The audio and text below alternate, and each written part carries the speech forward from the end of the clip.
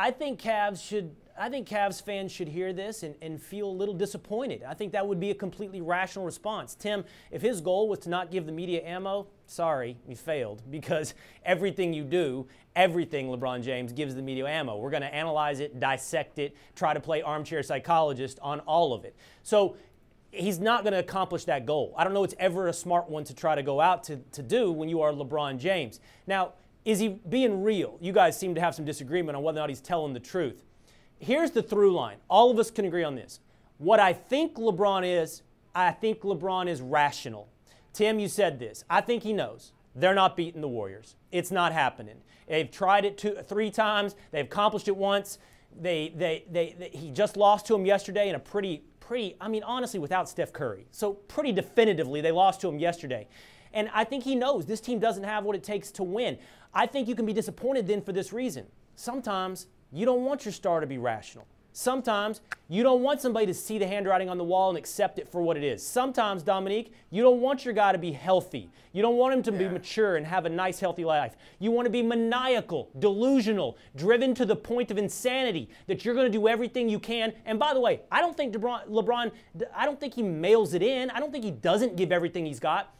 But I don't want him like looking at it and going, I don't know if we've got it. I want him nuts, man. Nuts in the head. The way Kevin Durant is right now. What evidence do you have that says that he has not given everything he has? Like they won the finals when they weren't supposed to against the Warriors. He's still having the best season of his career, or one of the best seasons of his career right now, even talking that way and thinking that way. I think that those things can be the same. You can have a well-rounded, you can compartmentalize. Tim knows this. Athletes have to be able to compartmentalize things from time to time. And I think that he can be on the court and preparing for games, and he can be maniacal in his preparation, in his performance. And I think he can walk off the court and realize that this is a small thing. And to the specific question, how should Cleveland fans feel about it? No matter what LeBron does, Cleveland fans should be grateful. LeBron can go burn down City Hall and they should be grateful. Cleveland fans treated him poorly the first time he left, and then he came back and somehow miraculously won you a championship against the best team in NBA history, regular season team in NBA history,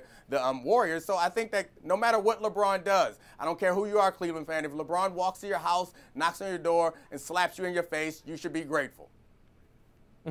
Well, I think one point, the point Will's making, I think, is, and I hear where he's coming from, it's counter to what we expect our great players to do, right? The best player, whether it's on a team we love or just the superstars of the game, it runs counter to what we expect them to say. And we think about LeBron, and we want to make comparisons to guys like Michael Jordan, Kobe Bryant, Magic, Larry Bird, and it's really incomprehensible to think those guys would ever say, hey, you know what, this stuff's not life and death to me, because that's what we want our superstars to feel. And all he's really trying to do, I think, is give a little bit of humanity to it and saying, listen, there's other things that are more important than wins and losses. And that's why it struck everybody so oddly yesterday, because you don't expect guys that are still in the midst of the fight to admit things like that. And that's what LeBron did. You want to hear that? And said. You want to hear that kind of you want to hear that perspective in his retirement speech. You want to hear that, oh, I'm glad he doesn't stay up all night when he's done.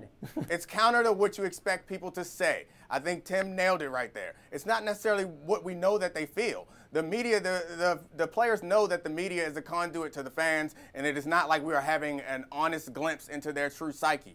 I think that a lot of players play up that mythology because they know that you appreciate it and they know that you enjoy it. I don't think that every champion is maniacally focused on and off the court and puts nothing ahead of basketball or football. I think they say that because that's what they want, because that's what the fans want them to hear, but I don't think it's true. I think LeBron is at a point in his career where he's comfortable being honest, and he knows that this is not the most important to him. He's had a great career if it ends today. He's one of the greatest of all time, and he is comfortable in that fact, and that does not change how well he's going to perform in the playoffs and in the finals coming forward.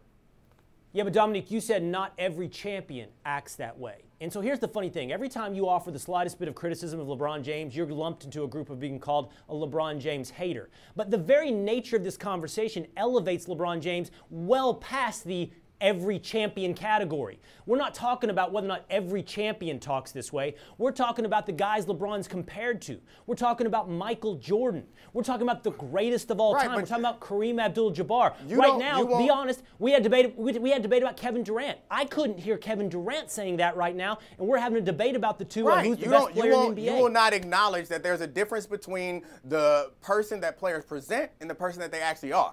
I'm arguing that many players probably felt and think the way that LeBron feels and thinks, but they won't say it because people like you will somehow convince yourself that if they yell and they're angry and they don't want to and they would die if they lose, that somehow they're not focused on the game.